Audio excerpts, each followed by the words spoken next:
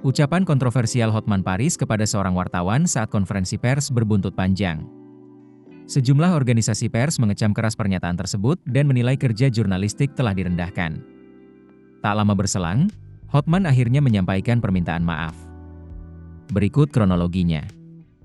Polemik melibatkan advokat Hotman Paris Hutapea menjadi sorotan publik setelah ucapannya kepada seorang wartawan dalam konferensi pers terkait kasus mantan Jaksa Agung Muda Tindak Pidana Khusus, Febri Adriansyah, menuai kritik dari berbagai organisasi pers.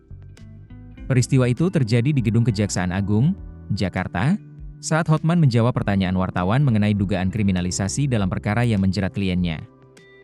Alih-alih menjawab secara langsung, Hotman justru melontarkan kalimat, "Lu punya otak enggak?" kepada salah satu wartawan.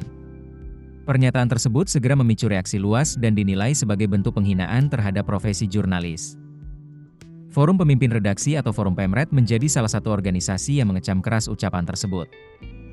Ketua Forum Pemret, Retno Pinasti, menilai pilihan kata dan cara Hotman merespons pertanyaan wartawan tidak profesional serta merendahkan profesi jurnalis yang sedang menjalankan tugas sesuai amanat Undang-Undang Nomor 40 Tahun 1999 tentang Pers.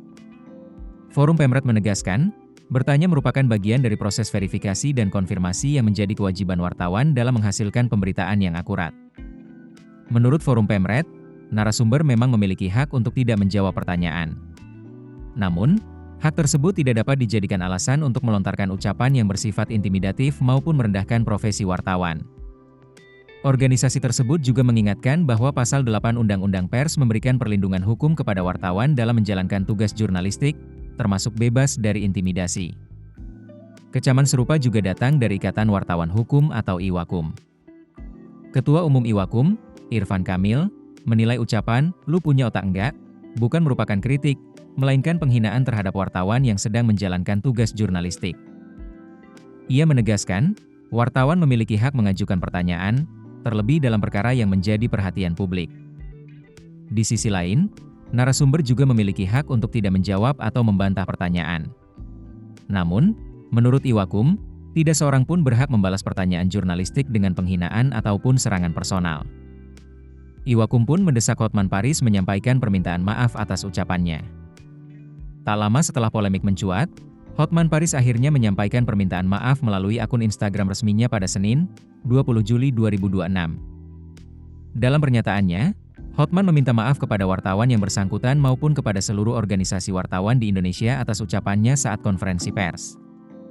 Meski demikian, Hotman menyatakan bahwa pernyataannya tidak dikutip secara utuh dan menurutnya media hanya menampilkan bagian akhir ucapannya tanpa menyertakan konteks lengkap.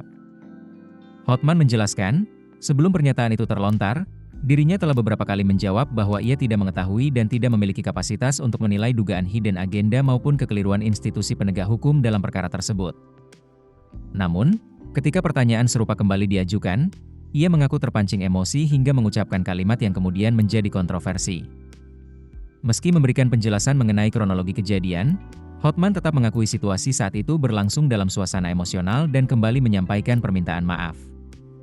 Polemik ini menjadi pengingat pentingnya menjaga etika komunikasi dalam ruang publik, terutama ketika berhadapan dengan insan pers yang menjalankan fungsi jurnalistik sebagai bagian dari kepentingan publik. Keputusan bisnis terbaik datang dari data, bukan tebakan. Mudah berlangganan Business Insight dengan subscribe with Google.